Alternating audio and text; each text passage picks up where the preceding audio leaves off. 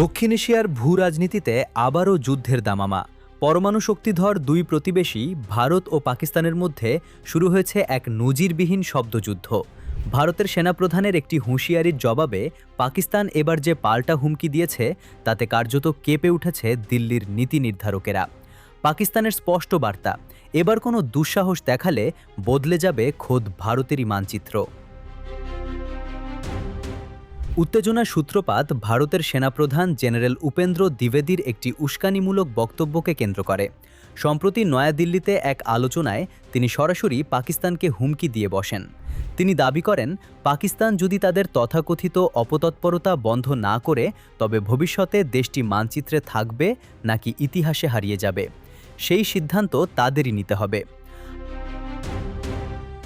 আন্তর্জাতিক বিশ্লেষকদের মতে ভারতের এই উগ্র জাতীয়তাবাদী ও দায়িত্বজ্ঞানহীন মন্তব্য মূলত তাদের অভ্যন্তরীণ রাজনীতি এবং গত বছরের সামরিক পরাজয়ের গ্লানি ঢাকা দেওয়ার একটি অপচেষ্টা মাত্র।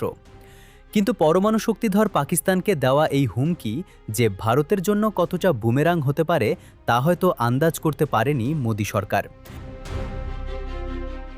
ভারতের এই ঔদ্ধত্যের পর ২৪ ঘণ্টাও সময় নেয়নি ইসলামাবাদ।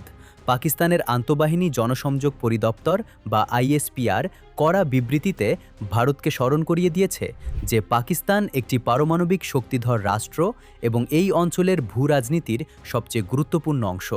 সীমান্তে কোনো আঘাত আসলে তার পরিণতি শুধু সীমান্তের ভেতরে থাকবে না, বরং পুরো ভারতের নিরাপত্তা ব্যবস্থাকে গুঁড়িয়ে দেওয়া হবে। মাঠের লড়াইয়ে ভারতের পরাজয়ের ইতিহাস টেনে পাকিস্তানের প্রতিরক্ষামন্ত্রী খাজা আসিফ জিও নিউজের ক্যাপিটাল টক অনুষ্ঠানে দিল্লিকে চরম অপমানজনক এক সত্যের মুখোমুখি দাঁড় করিয়েছেন। তিনি মনে করিয়ে দেন, গত বছরের ২২ এপ্রিল থেকে ১০ মে পর্যন্ত চলা ১৯ দিনের সামরিক সংঘাতে ভারত কিভাবে মুখ থুবড়ে পড়েছিল।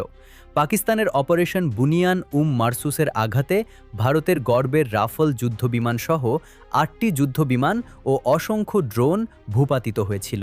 ৮৭ ঘণ্টার সেই রক্তক্ষয়ী সংঘাতের পর যুক্তরাষ্ট্রের মধ্যস্থতায় কোনো মতে যুদ্ধবিরতি পেয়ে প্রাণে বাঁচে ভারতীয় বাহিনী। খাজা আসিফ খোঁচা দিয়ে বলেন, সেই অপমানজনক পরাজয়ের পর ভারতের সেনাপ্রধান এখন স্রেফ নিজের হারানো সম্মান ফিরে পাওয়ার ব্যর্থ চেষ্টা করছেন।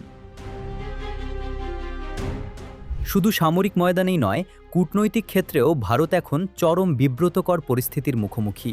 পাকিস্তানের প্রতিরক্ষামন্ত্রীর মতে বাংলাদেশ, নেপাল ও শ্রীলঙ্কাকে ভারত একসময় নিজেদের প্রভাব বলয় মনে করলেও উগ্র হিন্দুত্ববাদী নীতির কারণে প্রতিবেশী দেশগুলোর সাথে ভারতের সম্পর্ক এখন তলানিতে।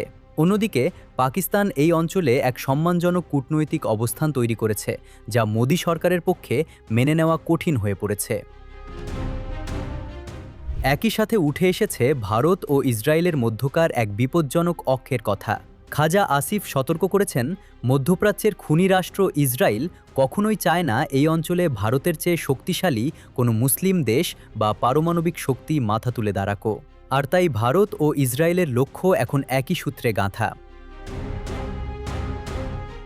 ইতিহাস সাক্ষী, পাকিস্তান কখনোই আগে আঘাত করে না, কিন্তু আঘাত আসলে কিভাবে আকাশ থেকে ভারতীয় বিমান নামিয়ে আনতে হয় তা তারা বহুবার প্রমাণ করেছে।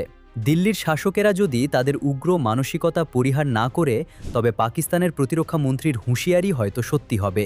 বদলে যাবে দিল্লির ভূগোল, আর ভারতের অহংকার চিরতরে হারিয়ে যাবে ইতিহাসের পাতায়।